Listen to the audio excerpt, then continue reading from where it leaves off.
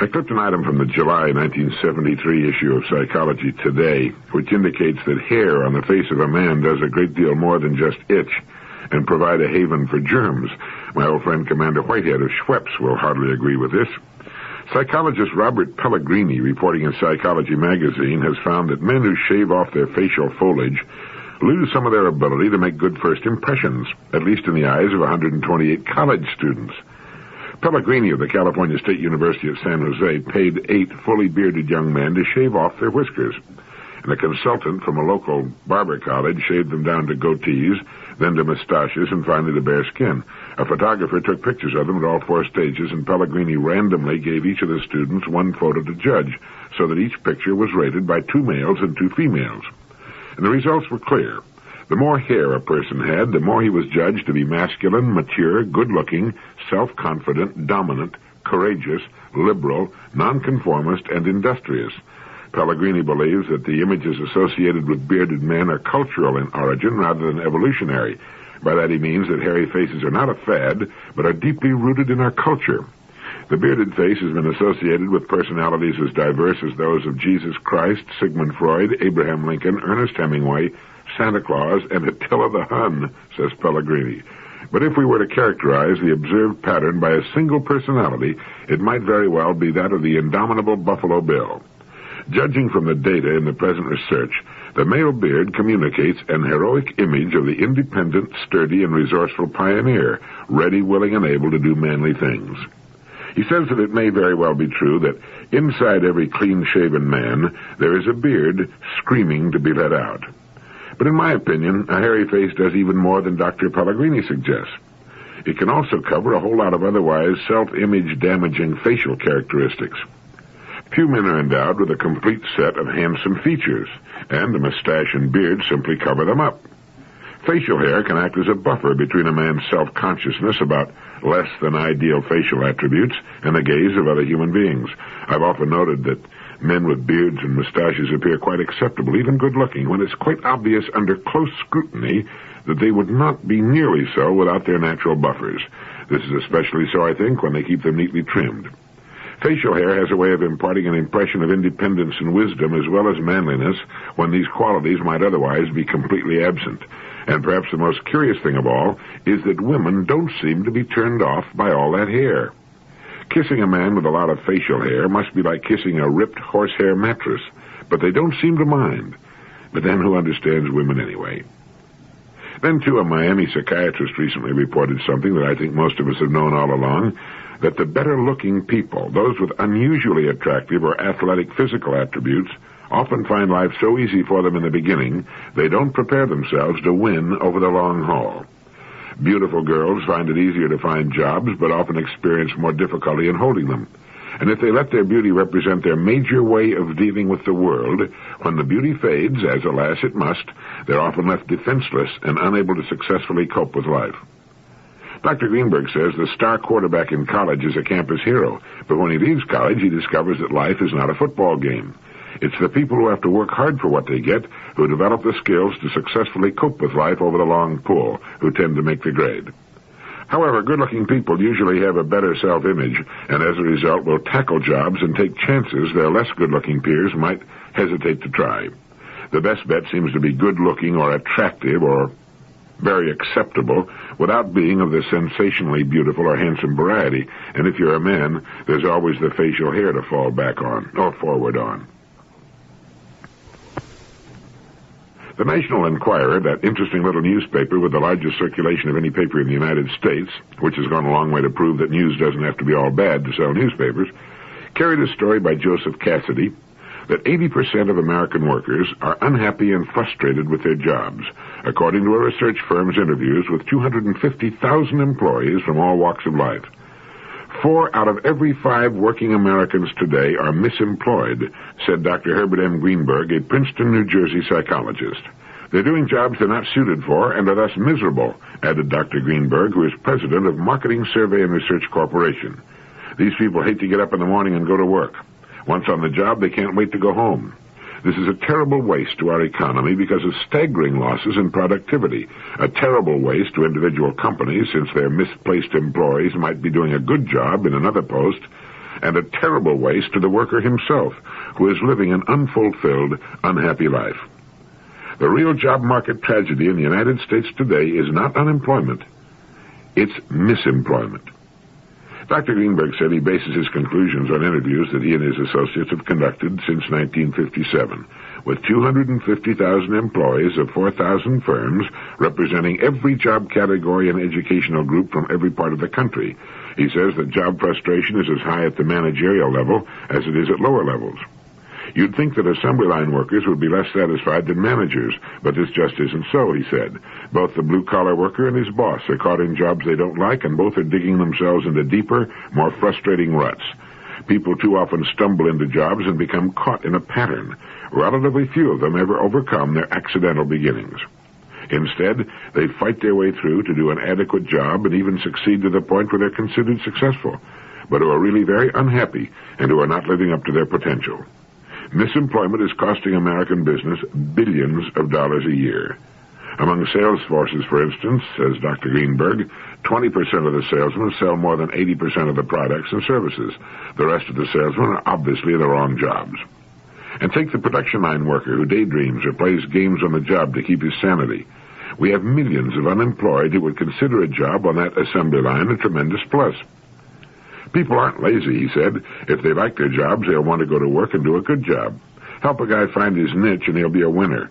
Employers rely too much on what a person's done rather than what his potentials are.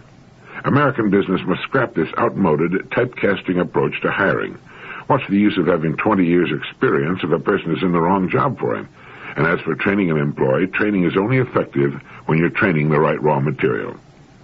In the same issue of the Inquirer, there's a story of two Chicago area bankers who quit their jobs and bought a general store in Alaska. They're not making the money they used to make, but they say they're a lot happier, and so are their families. Now, all the unhappy, unmotivated working people in the country can't open general stores in Alaska, even though a good percentage of them could go into small businesses of their own and learn to live a new lifestyle. But unhappy workers don't necessarily indicate that the basic jobs are wrong. The problem may often lie with faulty motivation and lack of job enrichment. In 1971, a special research study made for members of the President's Association titled Motivation and Effectiveness and authored by my good friend Frank C. Goebel was issued, in which Mark Shepard, Jr., president of Texas Instruments, was quoted as saying, "The challenge of increasing human effectiveness is emerging as the remaining frontier offering competitive advantage to the organizations most successful in channeling human talent and energy into constructive outlets. The reservoir is vast, as talent at all levels is poorly utilized."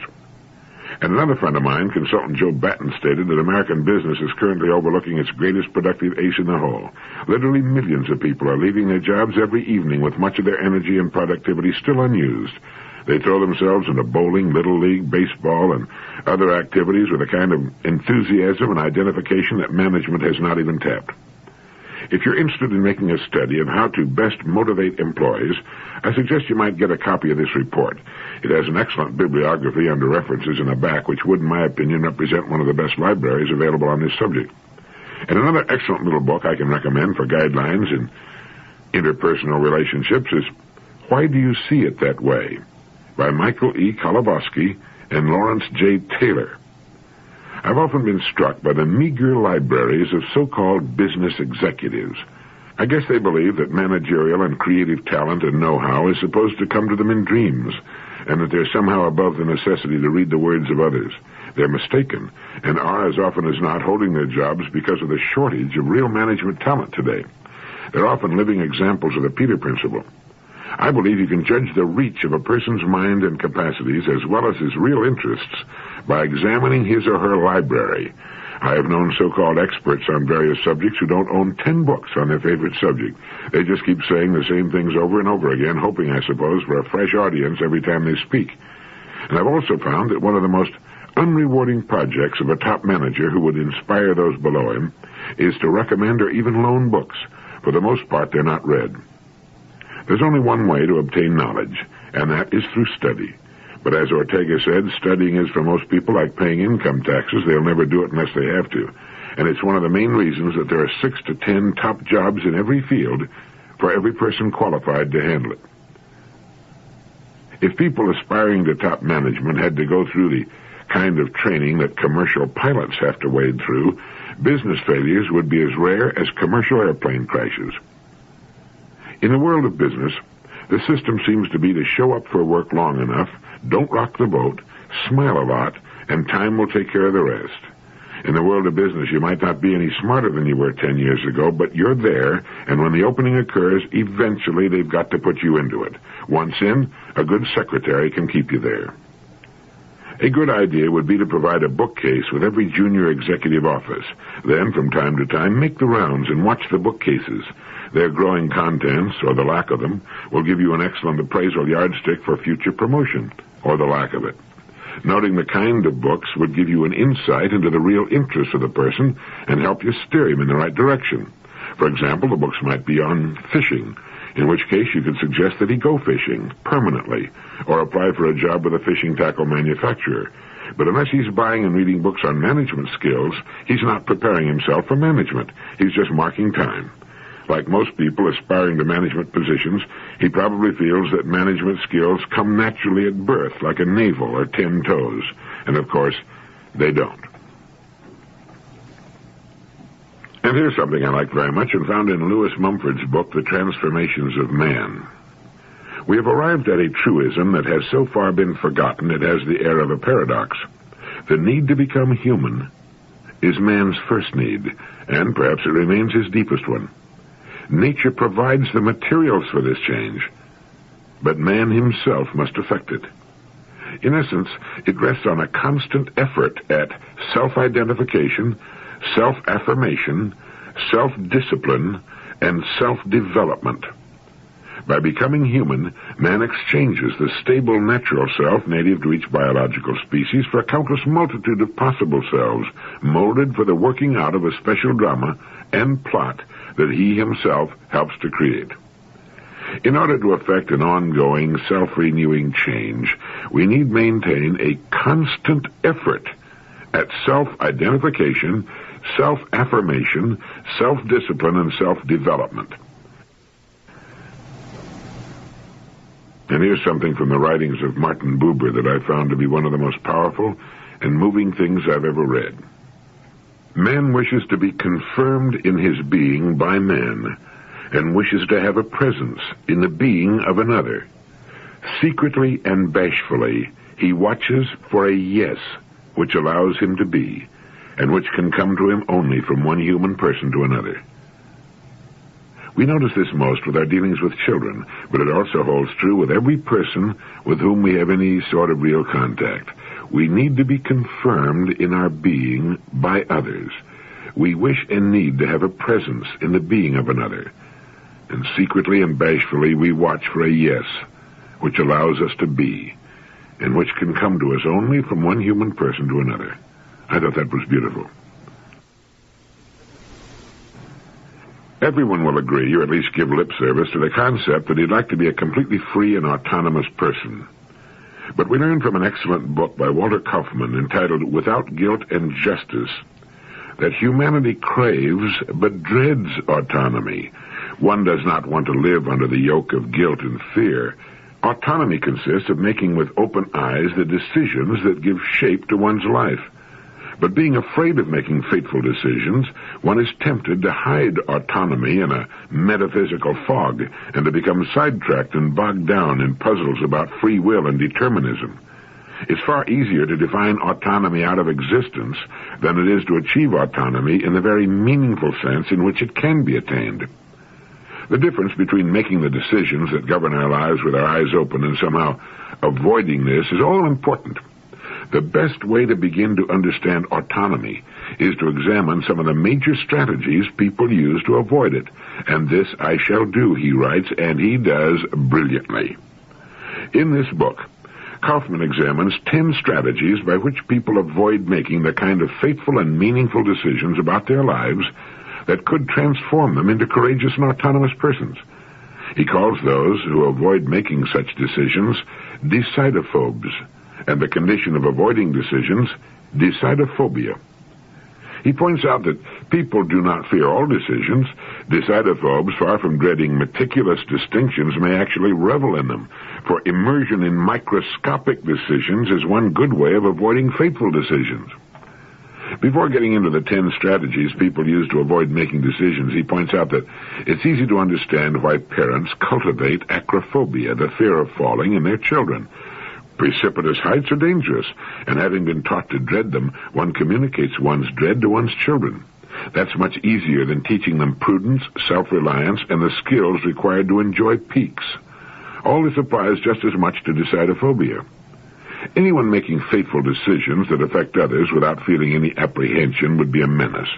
Anyone who would unhesitatingly plunge into choices that are likely to mold his own character and future would be so unpredictable that he too would endanger the social fabric. The easiest way to ensure stability is to engender fear. Teaching the skills required for responsible decision-making is much harder. Choosing responsibly means that one weighs alternatives. He develops this theme further in his chapter on the new integrity. But comparing fateful alternatives and choosing between them with one's eyes open, fully aware of the risks, is what frightens the decidophobe. Now, basically, he has 3 options: to avoid fateful decisions, to stack the cards so that one alternative is clearly the right one and there seems to be no risk involved at all, and to decline responsibility. He need not even choose between these options. They can be combined. In brief, avoid if possible. If that does not work, stack. And in any case, make sure that you do not stand alone. It would be reasonable to feel apprehension in direct proportion to the number of those whom our decision is likely to affect importantly. But people tend to attach disproportionate importance to themselves. The decisions they dread most are those that shape their character and their future. He goes on to write, I shall examine 10 strategies that help decidophobes to avoid dizziness. All of them involve the refusal to scrutinize significant alternatives. When anyone shuts his eyes in a crisis, it is plausible to assume that he's afraid. But if he merely acts as if he were afraid, he's still open to criticism. My critique of decidophobia applies also to those who are not afraid, but merely behave as if they were.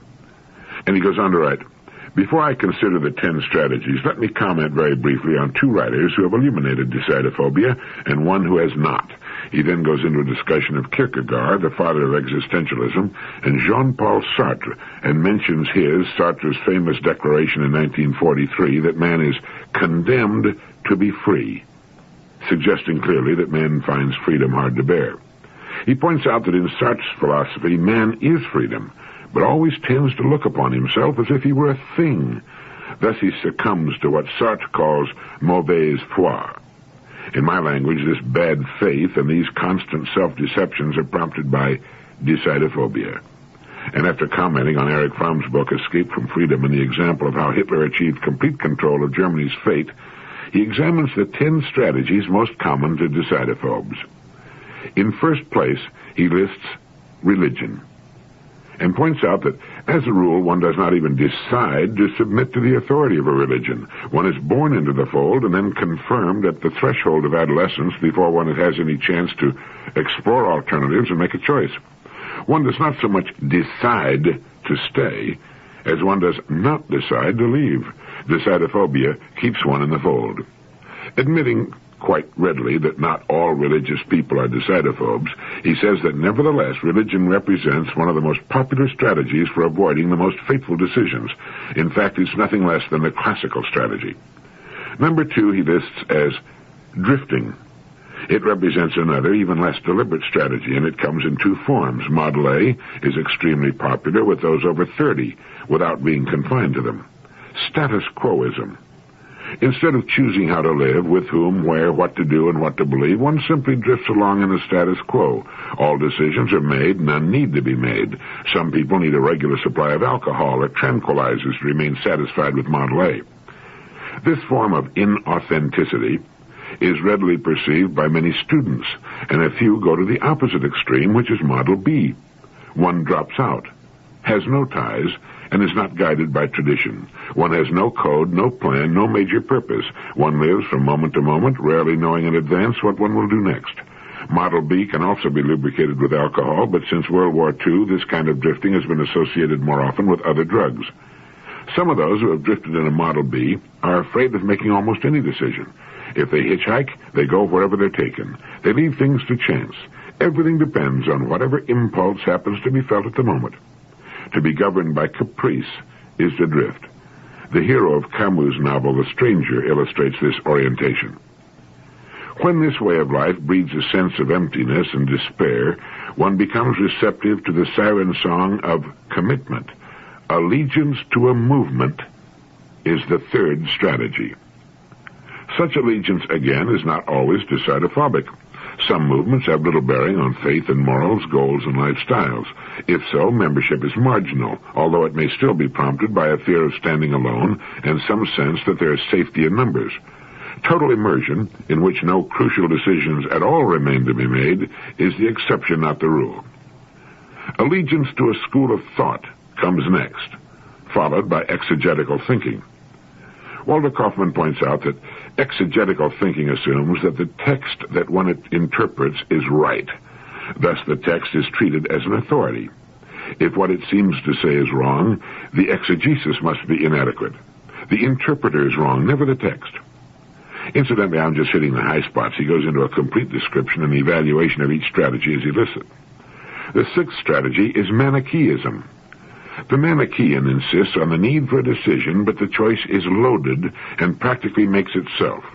It's like being asked to choose between two dishes of food and being told that this one is poisoned and will make you sick, while that one tastes incomparably better and will improve your health and expand your consciousness. All good is on one side, all evil on the other. Inconvenient facts are ignored or denied. The falsification of history becomes an indispensable crutch, and uncomfortable arguments are discredited as coming from the forces of evil. There's no need for quandaries that keep men sleepless, and he points out that it's easier to ridicule this strategy than to resist it. The seventh strategy is much the subtlest of the lot, and Kaufman calls it moral rationalism. It claims that purely rational procedures can show what one ought to do or what would constitute a just society. There is then no need at all to choose between different ideals, different societies, different goals. Once again, no room is left for tragic quandaries or fateful choices. He then writes, I have considered 7 ways of avoiding autonomy. 1, religion. 2, drifting. 3, allegiance to a movement. 4, allegiance to a school of thought. 5, exegetical thinking. 6, Manichaeism. And 7, moral rationalism. It is possible to systematize these 7 strategies under 2 headings. First, avoiding fateful decisions, methods 1 to 5. And second, making fateful decisions, but stacking the cards in some way so that the choice will make itself, and there's no possibility of tragedy. Choices 6 and 7. The 8th strategy for avoiding autonomy is pedantry. It plays a central part in the creeping microscopism mentioned earlier, and I've noted previously, he writes, that as long as one remains absorbed in microscopic distinctions, one is in no great danger of coming face to face with fateful decisions. Of course, careful attention to detail is not only compatible with autonomy, but a requirement of intellectual integrity. Pedantry becomes decidophobic at the point where a person never gets around to considering major decisions with any care and closes his eyes to macroscopic alternatives, and the same criteria apply to all the other strategies. The 9th strategy is the faith that one is riding the wave of the future. This, too, is usually part of a mixed strategy and frequently associated with religion, allegiance to a movement, belonging to a school of thought, or Manichaeism. Those who employ the 9th strategy never stand alone or unsupported. They always feel backed up by force majeure, astrology, oracles, and the Chinese I Ching, which achieved such immense popularity in the United States during the 1960s, have always attracted decidophobes. And the 10th and final strategy is marriage. The 10th strategy, finally, often spells total relief, like the first 2. At first glance, it looks quite different from the others and therefore out of place, but is probably the most popular strategy of all. When getting married, legions of women have echoed Ruth's beautiful words, which in the Bible are not spoken to a husband. Your people shall be my people, your God my God. Henceforth they agree to make no more fateful decisions. They'll leave that to their husbands. This pattern is deeply ingrained in many cultures. It's what a woman is expected to do when she gets married, and she's expected to get married. Actually, it doesn't always work that way. The man who boasts of making all the big decisions while he leaves the small ones to his wife may admit, when asked to explain, that big decisions concern what we should do about China. Small decisions deal with such matters as buying a house and where to live. Figuratively speaking, many men marry their mothers. It would be wrong to suppose either that marriage must involve decidophobia, or that when it does, only one spouse can have succumbed. This strategy can work for both husband and wife. Often a couple is a committee of two and makes decisions the way committees usually do.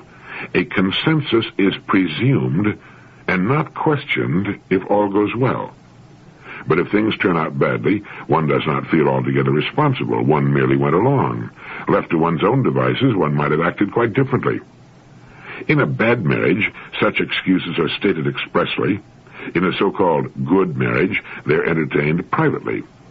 However unworthy it may be to harbor such thoughts, there's much more than a grain of truth in them. Left to their own devices, both partners, or on a committee, most or even all members might indeed have made a different decision. As it happened, nobody made any decision at all. And that was one of the main features of the whole arrangement from the start. Marriage is a way of avoiding the necessity of having to make fateful decisions. Instead of making a decision, one talks until something transpires. Another way of putting this point is less nasty and is unassailably true.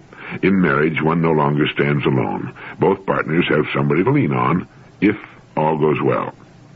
It does require a fateful decision to get married in the first place, but that decision may have been prompted by decidophobia, by the desire to escape loneliness, by an unwillingness to make decisions in solitude. Now, there's nothing paradoxical in that. Kierkegaard's famous leap into commitment is quite typically the plunge one takes from a solitary height to be rid of freedom. It would require a fateful decision to go to a surgeon and say, "Please, doctor, give me a frontal lobotomy." But it would not be in the least paradoxical to say that anyone who made that choice was a decidophobe who had come to the conclusion that he could not take it anymore. Now, believe it or not, the part of the book that I've reviewed here constitutes only a part of the first 30 pages. And it's from here on out that the brilliance of Walter Kaufman shows us how and why we tend to sidestep autonomy, why we tend to tiptoe through life as though we're trying to make it safely to death. I believe every person who has any intention whatsoever of leading anything approaching a life of autonomy and freedom should read and reread this book. Walter Kaufman, born in 1921, came to the United States from Germany in 1939, received his Ph.D. from Harvard in 1947, has been teaching philosophy at Princeton since that time. He's been a Phi Beta Kappa visiting scholar, Fulbright research professor at the University of Heidelberg, Fulbright professor at the Hebrew University, Jerusalem, and visiting professor at Columbia, Cornell, Purdue, Michigan, and Washington universities, and at the New School of Social Research. Somehow I'd managed to miss his earlier books, but I've since ordered several of them. I agree wholeheartedly with Professor John G. Stessinger, who said of this book that it proposes a new and liberating human ethic, that of creative autonomy. The author's argument is intellectually incandescent and logically compelling.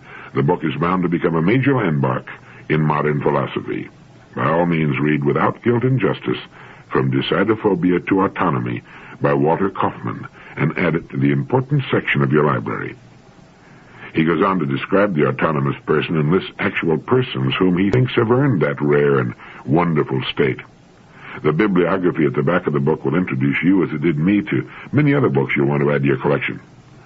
Success as a human being, and in our work in life, always seems to hinge on the making of big and fateful decisions. How often have you heard someone say, "If only I had done so-and-so when I had the opportunity," or after having finally made a major decision, say, "I should have done this 20 years ago." In Dr. Pearl's book on Gestalt therapy, he recalls that when an opportunity came along for a psychotherapist to take an opening in South Africa, several good men in Germany turned it down. He took it and became quite wealthy and famous as a result, while those who had refused the post ended up in Hitler's death camps. This is not to say that we need jump at every opportunity that beckons, or that we're going to be killed if we don't, but there's a little doubt that we might take a much more adventurous attitude toward life and growth and look with great care on such opportunities when they present themselves. And this excellent book helps us examine ourselves and decide which, if any of his 10 strategies, have been keeping us in the shallows when we might have sailed into deeper and more interesting seas.